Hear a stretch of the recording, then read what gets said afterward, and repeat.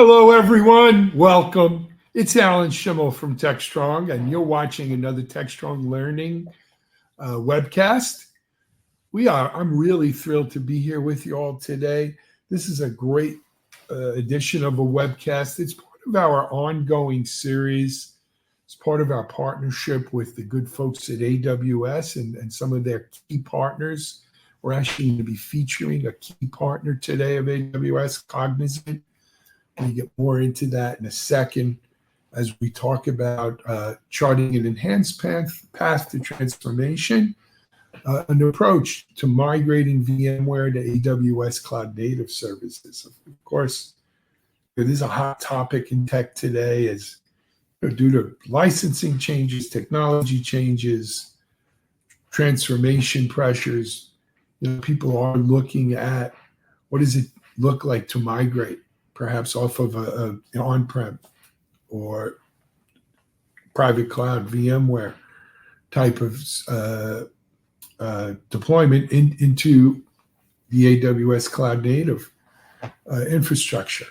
We're going to get into that. I got a great guy to tell us about it. But before we do, I wanted to take a moment and welcome you to our learning event today.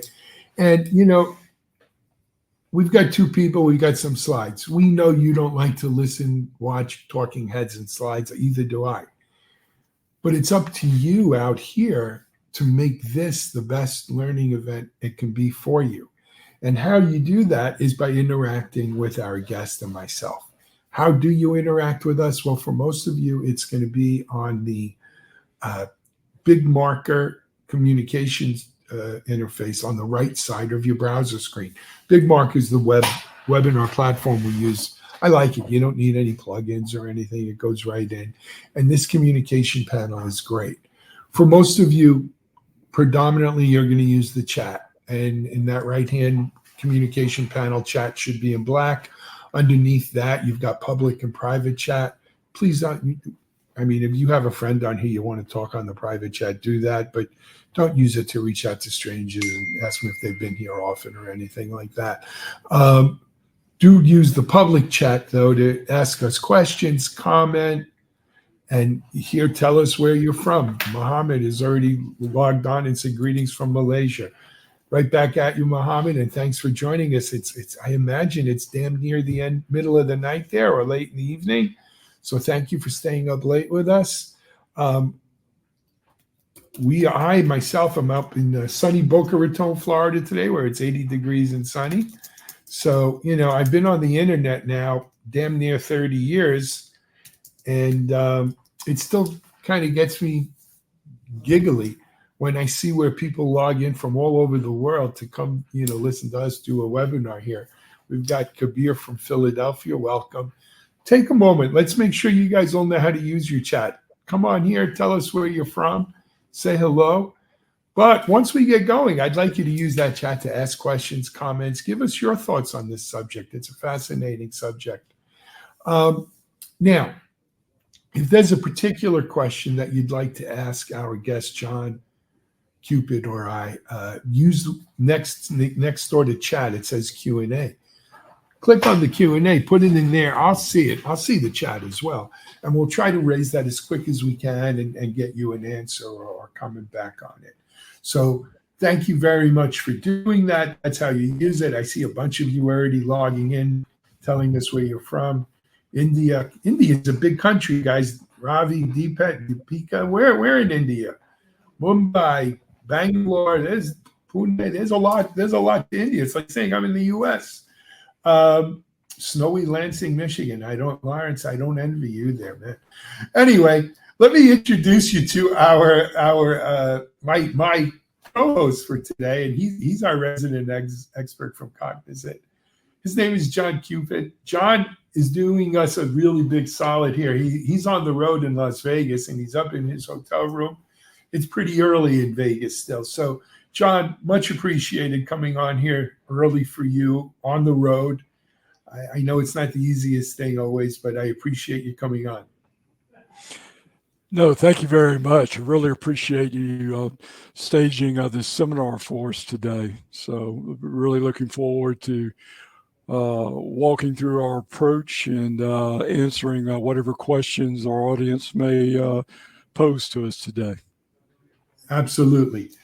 John, actually, let me start running through maybe some of these slides here. As I mentioned, John is my co-host. John is the global technical leader for the AWS business unit at Cognizant. John, before we jump in here, and we got the table of contents that we could show people, but before we jump into that, let's assume, look, you see, we got people from all over the world here. A lot of them maybe have never heard of Cognizant before.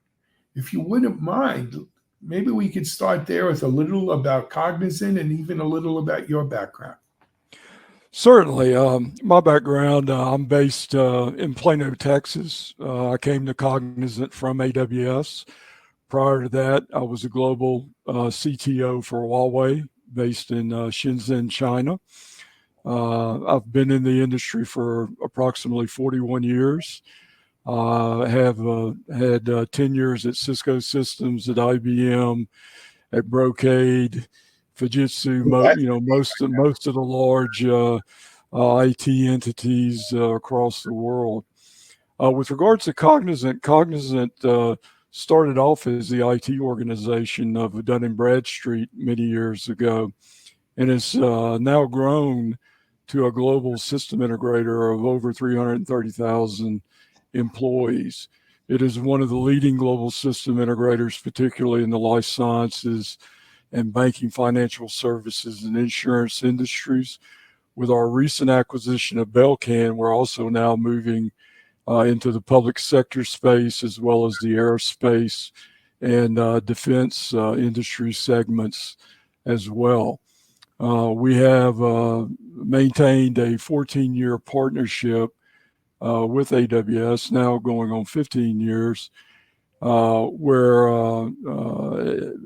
as late as 2023, we were named their global system integrator migration partner of the year at reInvent. So we are significantly partnered with AWS. We've enjoyed significant success and have developed several offerings across several different industry segments that facilitates the use of AWS technologies. Absolutely. Thank you. And that 330,000 people. Absolutely. That's a lot of people, man. Good for you. You know, we're already starting to get questions. We got our first Q&A in there, but Tom X, I see your QA. I'm not ignoring it. Let us just start things off, and I'll weave this right in there. John, if you don't mind, I'm going to let you drive the slides here, if it's okay. Absolutely. Thank you a lot, Alan. Yeah, from a business problem access, as we all know, Broadcom acquired VMware and immediately began to make licensing changes, ending the perpetual license and basically rebundling the VMware constellation of products in different ways and in ways that did not often meet the needs of their customer. And in addition, but because of this rebundling and changing of licensing, many customers, soon learned that their licensing costs were going to increase significantly.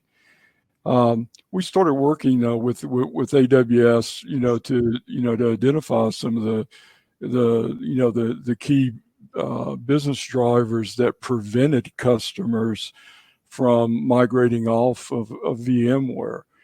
And Gartner recently released a report which indicated a lot of these hurdles to migration.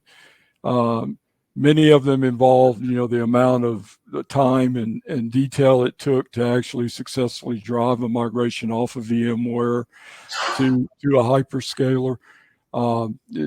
They talked at length about the actual cost per VM to facilitate that migration, as well as the difficulty in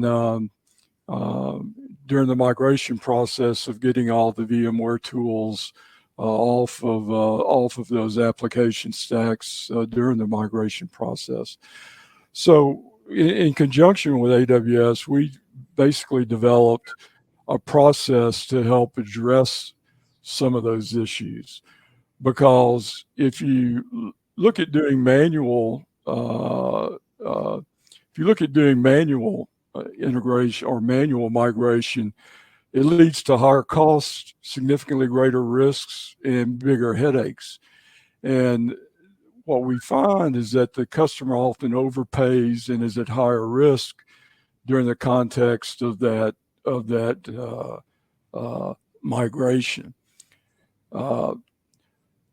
So what we really focused on was changing the metrics of migrations. We looked to automate the migration process utilizing not only automation in the context of discovery and assessment of the existing environment, but also in terms of automation, in terms of creating a cloud factory based on automated tools to help drive not only workload migration, but also potentially application modernization.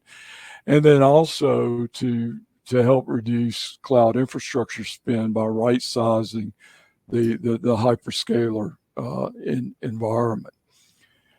Yep. Hey, go ahead. Before we go further, John, let's get to Tom's question because it's been hanging out there. And his question was, what is VMware in relation to on-prem services? Is VMware hosted also in AWS? And believe it or not, this is a question I've heard before in talking to people around this issue. They'll say, look, I get that the licensing's changed and it's going to be more expensive, but we like VMware, right? Go figure. And but we do want to transform and move to a public cloud infrastructure. Can we just move our VM lift and shift, so to speak? Can we just move our VMware up to AWS? Pros and cons? The answer to that is yes. At reInvent 2024, AWS announced a VMware offering on AWS. Now that offering is not to be confused with what many people knew as VMA or VMware on AWS, which was essentially an offering that was done between VMware and AWS, where VMware actually operated the VMware environment on AWS. AWS is no longer selling VMA. However, they do have a new offering where the customer can choose to lift and shift their VMware environment to AWS and run that environment on AWS. Yep. All right, I'm sorry. Didn't mean to derail you there, John. Not at all. Not at all. Good question. So let's look and see and evaluate what our approach is, okay? Effectively, our offering we refer to as Broad Axe, and it's an offering where we really focused on enhancing the scale of the migration approach with speed and accuracy. We utilize a unified and automated end-to-end process. It's an application-centric approach in that as part of the migration plan, we look at very closely at application dependencies to help define move groups and migration waves. We've also have created a single platform from a cloud factory standpoint for migration. So you don't have interoperability issues. It allows you to use a single tool for security approval. And it also includes landing zone creation, or if it's the customer who already has a footprint within AWS, it allows us to assess the current landing zone and to make recommendations with regards to improvements to that environment. It allows us to utilize deployment flexibility in that We have the ability to migrate on-prem environments, as well as those customers who may already be on VMA on the AWS environment. This process allows us to handle either one of those customer scenarios. It's a phased approach in that it begins with assessment and mobilization and then migration. So it's fully aligned with the AWS MAP process.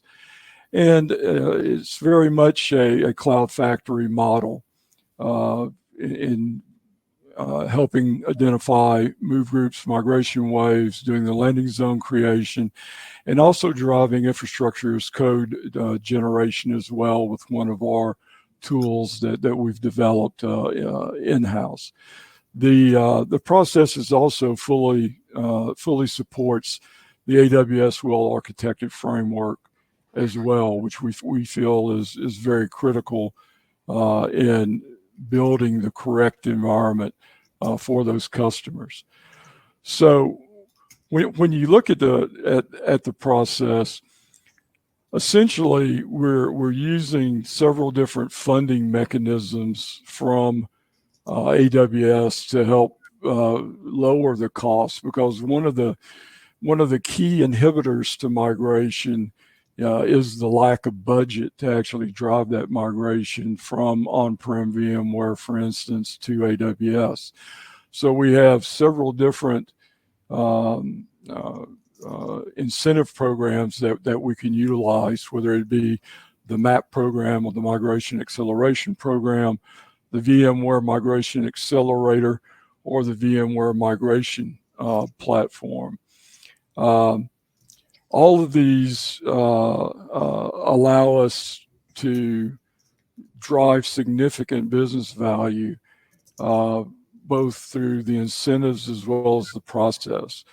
In 2024, we won the two largest VMware migrations to AWS, which was Amgen and Johnson & Johnson. And what we found through those migrations is that by doing that migration, we were able to drive a 37% increase in application performance. The infrastructure was 40% more efficient in terms of infrastructure management. We had a 76% reduction in unplanned downtime, a 40% reduction in infrastructure costs, and we're able to achieve migration 46% faster compared to a manual migration approach. So there are several different migration options one can consider for VMware. You can rehost or do your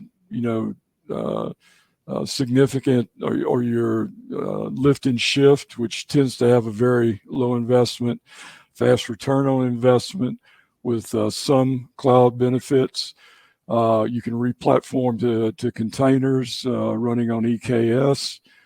You can go to a managed database to re-platform, or refactor, where you modernize your applications and begin to drive your all of the cloud native benefits that accrue to such a migration. However, that migration does drive the highest investment in terms of required budget to execute.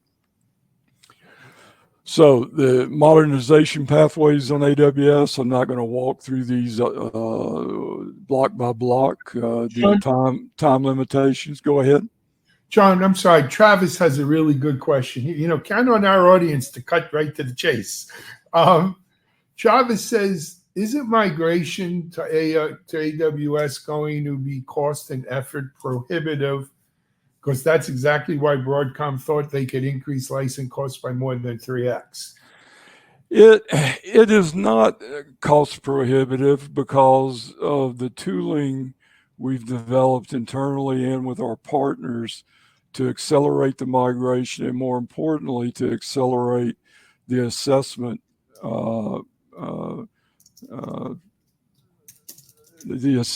the existing environment. That is really the key here. Plus, you have significant financial incentives from AWS, which help to offset the actual costs of migration to AWS. So when you take in the tool set that we've standardized upon to drive those migrations, which allow you to migrate more accurately and at a faster pace, and add the financial incentives that AWS provides for migration to AWS. In many cases, we have customers where we've done migration with a $0 statement of work. Okay.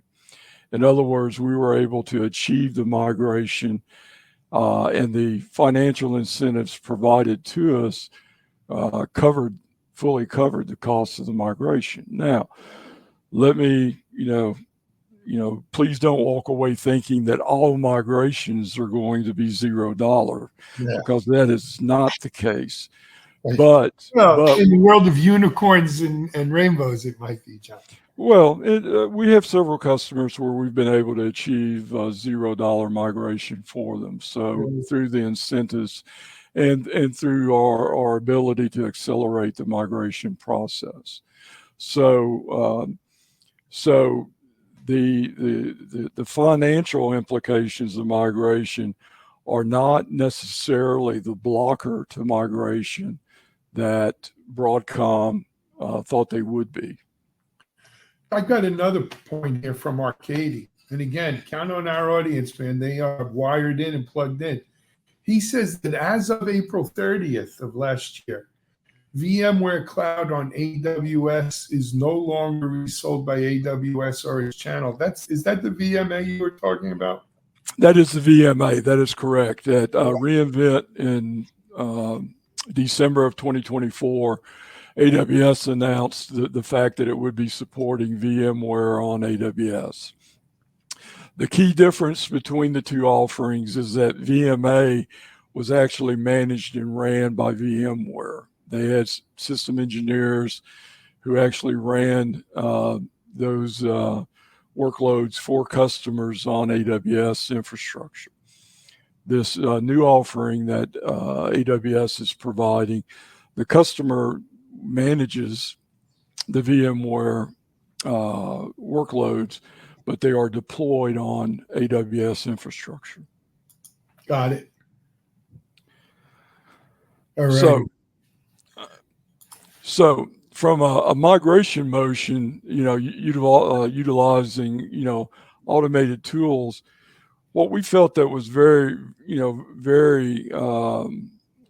key here was to be able to drive a rapid assessment to help drive risk mitigation, to help create a high-level strategy and decision-making with the customer, to then move into a deep assessment phase to enhance the accuracy of the assessment, as well as resource forecasting and optimized strategy to drive your dependency mappings with the application and services, to look at the workload architecture to begin to define move groups and migration waves, and to be able to create a high-level and low-level design for the AWS environment, as well as to deal with any integration issues or corner cases that might exist in that customer environment.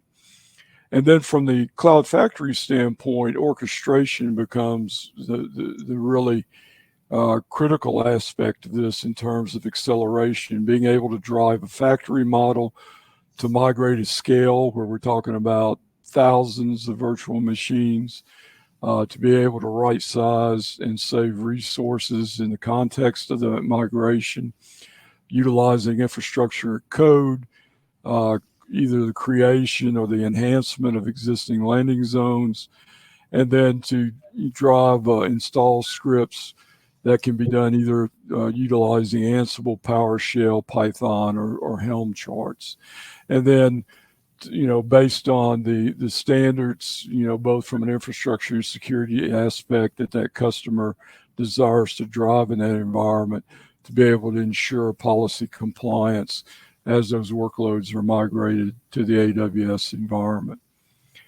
And then last but not least, from the migration standpoint, we wanted to be able, from that orchestration perspective, to streamline the migration to ensure optimal allocation of resources to those workloads, to drive business continuity and disaster recovery appropriate or based on the requirements of that particular customer, and then also to ensure authentication, configuration management, testing, and then as well as training of the customer staff to be able to operate that environment, and then to facilitate, cutover, completion, submission of as-built documentation and run books, and then be able to provide day 2 support if the customer desires it after they sign off on the completion documents.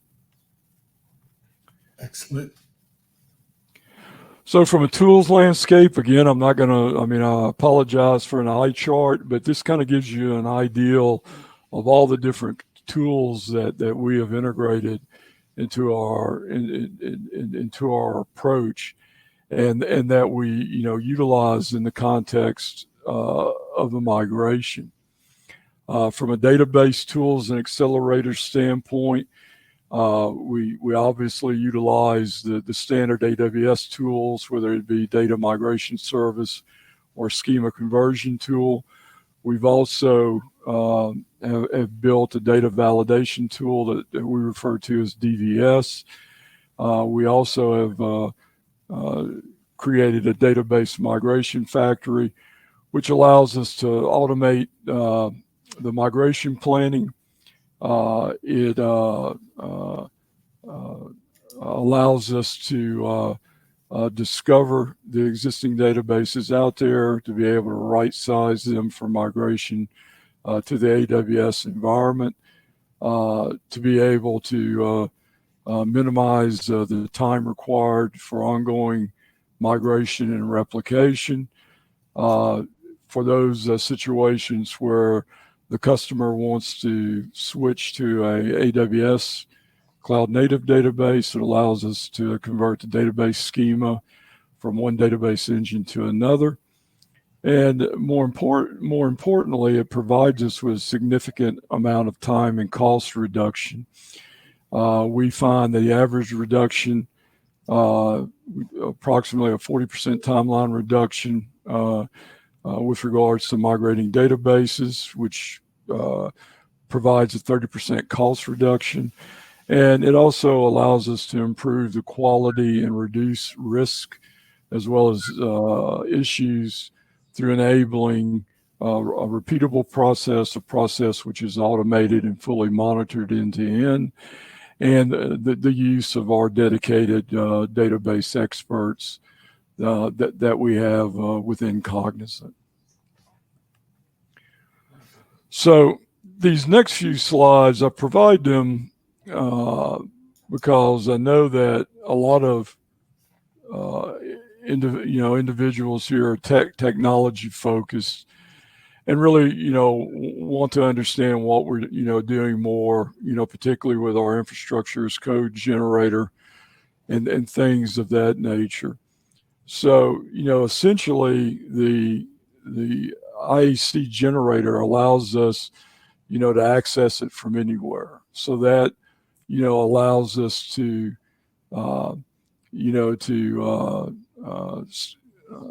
utilize the tool no matter where the particular workforce is located, what region of the world that workforce is located in. It's very simple to use. There's no need for a great deal of Terraform or CFN expertise. It allows us to provide consistency as well as fast track our operations. Effectively, you log into the portal, you key in the number of resources against each type, and then the generator generates the appropriate template with code. You can modify that template in the portal to add any unique parameters that are required for that particular code. You then generate the code and you're free to use it at that point in time. So from a agile pod standpoint, where you create a number of agile pods driving your cloud factory, having a tool like this significantly accelerates the speed and the rate and the accuracy at which you can not only build out new infrastructure, but also migrate workloads to that AWS environment. From a migration standpoint, there are several, different tools that we can utilize for migration. Obviously here, this particular chart demonstrates how Cloud Migration Factory can be utilized in the context of a VMware migration. That approach tends to also call the AWS Application Migration Service, the MGN processes. And the important thing to recognize here is and where most of our customers really ask a lot of technical questions is really trying to understand the lifecycle state transition of AWS and MGM in terms of understanding the agent install process and how the agent is initiated with regards to the replication agent on the workloads that exists on-prem, for example, on the customer environment.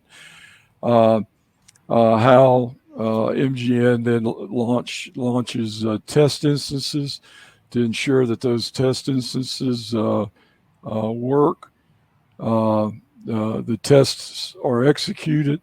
Those instances are then marked ready for cutover. And then you effectively launch the cutover instances, finalize the cutover, and then the cutover is complete.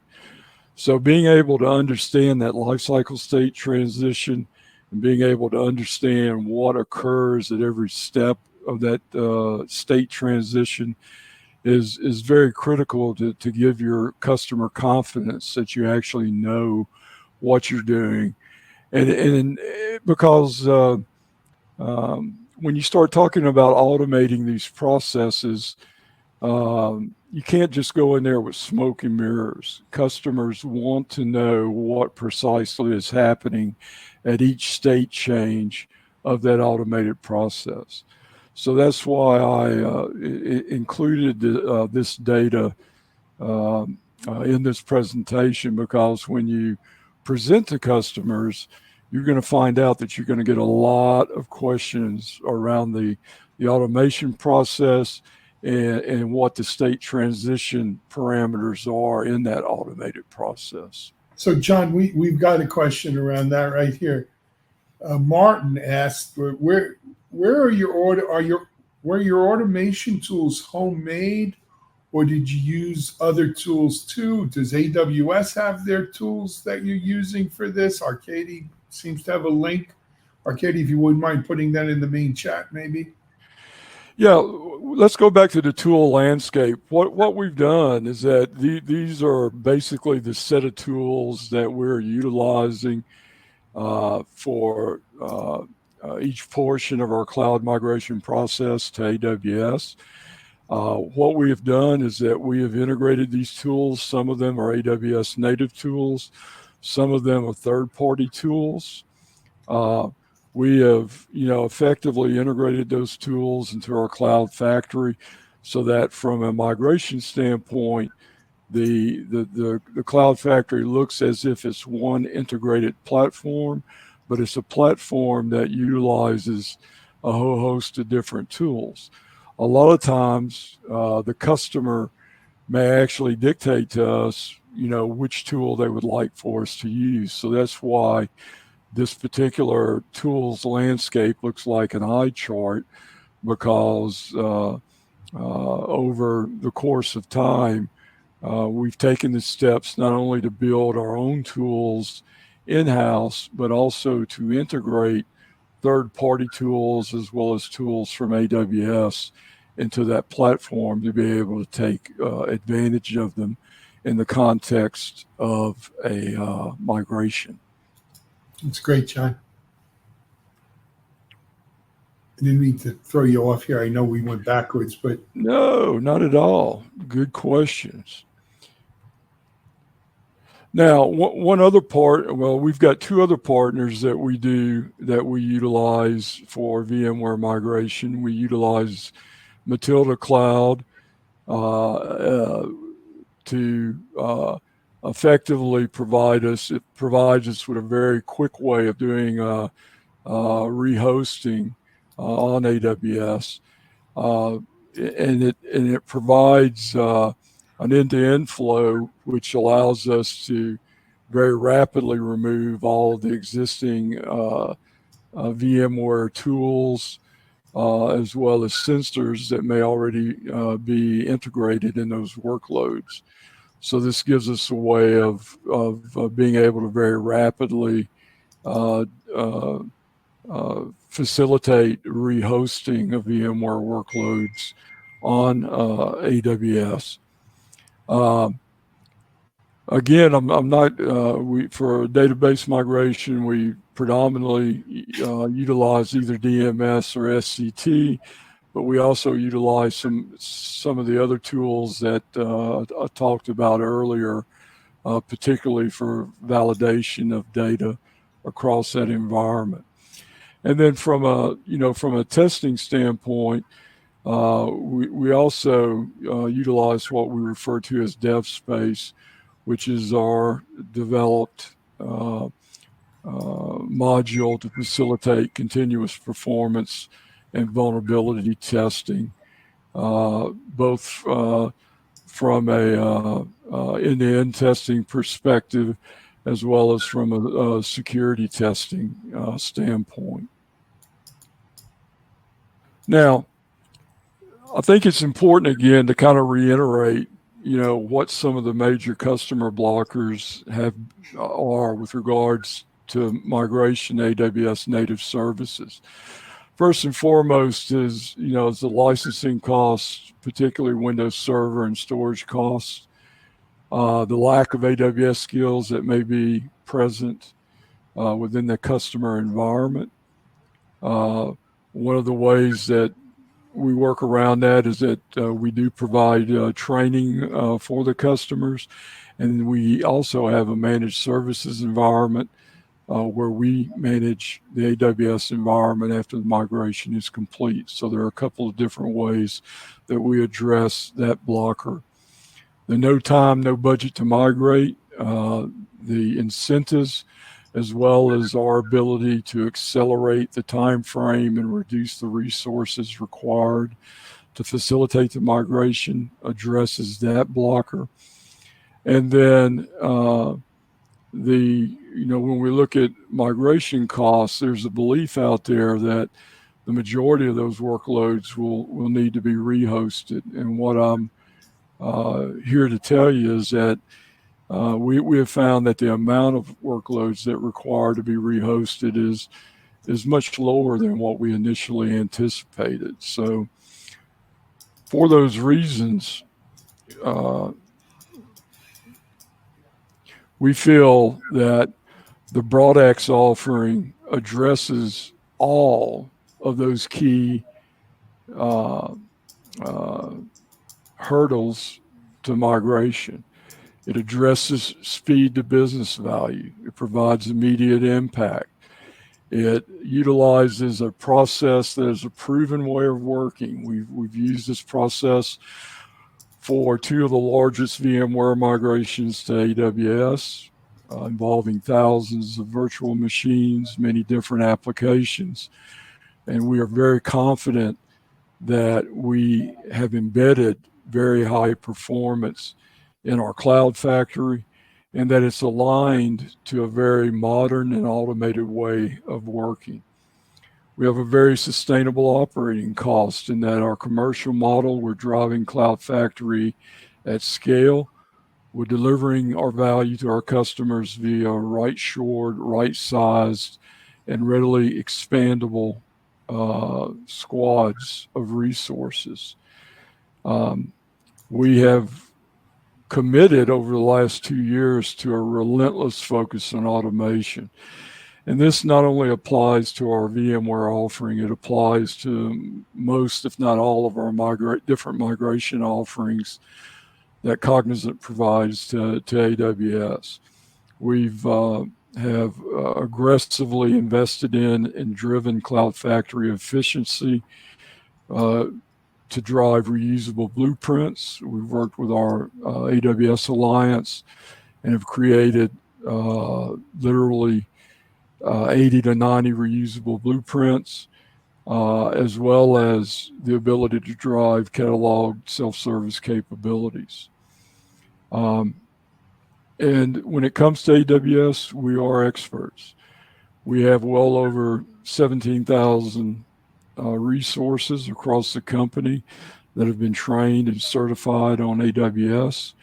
We bring very deep cloud expertise, and that expertise not only is focused on migration, it's also focused on other things such as mainframe migration and modernization. It's focused on HPC. We are currently the only global system integrator in the world that's certified for HPC deployments on AWS. So we bring very deep experience. We bring solutions and offerings, assets, and a large number of people with significant experience in cloud transformation. And we also focus on this notion of dual delivery, where we're not only delivering the solution, but we're also delivering the training and the expertise to our customers' IT teams to be able to learn and develop and operate successfully an AWS environment. Last but not least, we have a very long history of collaboration with AWS. That collaboration mindset is exhibited across many of the dual engagements we've done with AWS, particularly with ProServe across many of our customer engagements. And we feel very strongly that the hard work we've executed over the last 14 to 15 years, plus the experience we've developed in collaboration with AWS, provides significant business value to our customers. So from a financial, so let me stop here and ask if anyone has any questions before we start walking through some of the John, I don't financial see any. I bring them up, but audience, if you have questions, we kind of built a little break section in here. Just catch your breath and catch the break.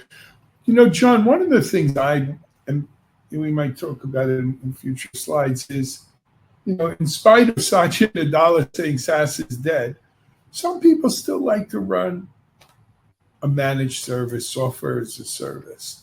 Is that part of the Cognizant model here? It may not be true SaaS in that sense of the word, but whether it's an MSP model or just, you know, more of a traditional a contractor model where, you know, you got this thing migrated, it's transformed, it's up and running, but I need help to keep it up and running, keep it well oiled, keep it moving forward, you know, maintaining it. Is that, you know, how big a role does Cognizant play in that? We do play a role in that we do provide managed service offerings for AWS infrastructure. And in fact, I've had several customers where we've actually migrated their workloads to AWS, and then a Cognizant team took over the managed operation of the AWS environment for that customer. That is part and parcel of this offering. It is an option the customer can consider. We do not have a SaaS offering as such. but we do have a managed services offering where a Cognizant team will migrate workloads to AWS, build out the AWS infrastructure for the customer, migrate those workloads, and then a managed services team will then take over the operation of the AWS environment on behalf of the customer. So John, 100 years ago, I helped take a company public. We were what they call an ASP. You're old enough to remember because you're my age. Yep. Application service provider. And we were doing just that then. It wasn't really SaaS because people don't, VMware's or the whole hypervisor thing, it's not an application per se, it's the platform. And so, I don't know if a true SaaS lends itself. But a lesson I learned back then is that no two implementations are exactly the same. They're usually all about 80-85% the same, let's say. But that last 15-20%, devil's in the details. It makes all the difference in the world. I wonder if do you guys see a similar type of pattern?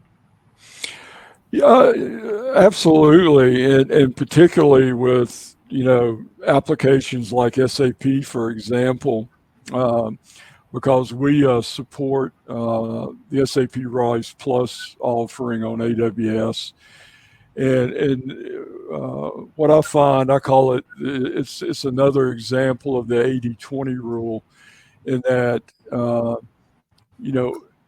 80% of key applications like SAP are pretty consistent across customers, but it's that 20% of custom changes to the software that you have to really be aware of from an application perspective. Because in almost every instance, if it's a well-known software package, for instance, like SAP, you're going to find 20% of that is custom code based on the specific needs of that customer. And those are the areas that you really have to take care in during the assessment phase, is to understand what is custom code and understand how you're going to handle that custom code in the migration process. Does that custom code need to be reworked? Is it going to require, significant application modernization in order to facilitate that custom code on the AWS environment? Those are areas that you have to pay particular attention to during the assessment phase of the engagement. Excellent. All right, John, I'm sorry. I didn't mean to derail us here, but we've got 9 minutes left. Go ahead. Absolutely. From the key financial incentive approaches, the thing to realize, and one thing, I'd said earlier about zero statements of work to customers, I wanted to provide you an example of a zero statement of work for over a 2,200 virtual machine migration of VMware to AWS. Within the Amgen deal, that turned out to be a $0 statement of work from the migration standpoint, in that the total MAP funding covered the total cost of migration to Amgen. Now, I will point out, now that that covered the Cognizant cost of migration. The customer to facilitate that migration was paying approximately $9 million a year in ARR to AWS to be able to host those virtual machines on AWS, but the actual migration cost was a $0 SOW. So these incentives provide, a significant amount of financial assistance to drive these migrations. The MAP program really quickly provides 5% of ARR up to a $75,000 maximum for the assessment phase. During the mobilization phase, you receive the system integrators pay 20% of ARR, which is a maximum of $2 million in partner cash. And then for the migration standpoint, the customer gets credit of 25% of ARR to go toward their AWS bill. So again, from a budgetary standpoint, these financial incentive programs, whether it's the VMware Migration Accelerator, the VMware Migration Program, or the Migration Acceleration Program, can make migration a reality for customers. It can make it a $0 migration in terms of what they would owe Cognizant at the end of the day. So for those Cognizant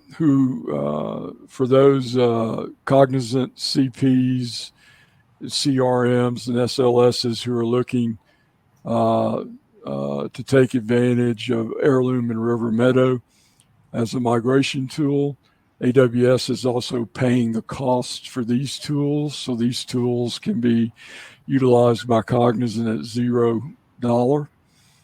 These are the steps that you would take.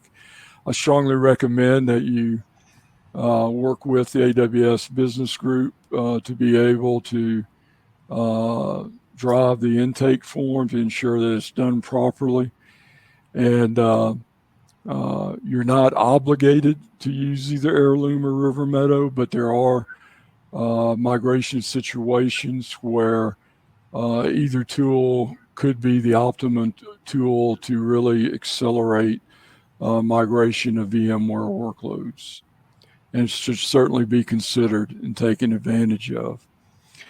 Again, to close, I wanted to walk through, and make everyone aware of our robust partnership with AWS. It's is a partnership that is strategically important to both companies, and it is a partnership that both companies have made substantial investment in terms of support, as well as financial resources and incentives. Some key reasons why we're confident of successfully delivering BroadX. This charts 5 different use cases where we've facilitated VMware or very large scale cloud migration across most of these are across financial service customers.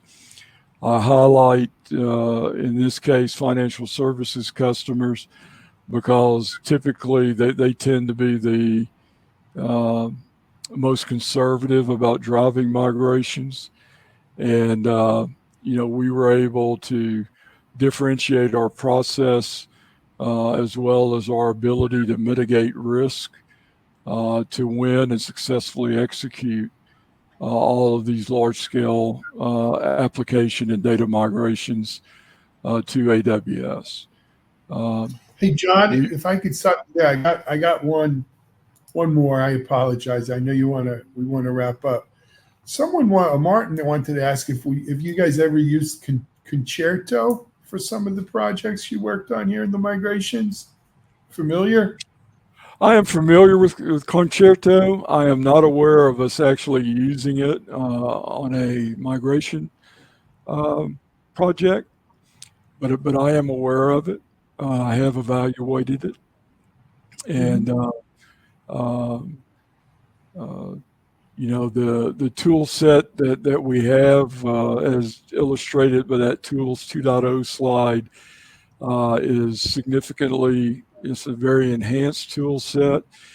Um, and right now we feel, very strongly that, for purposes of VMware migration, that we have the right tool set and have partnered with the correct third parties as well as AWS to drive a very efficient cloud factory for migration purposes. Okay. John, before I got to do this because I'll forget. I apologize, but I know me.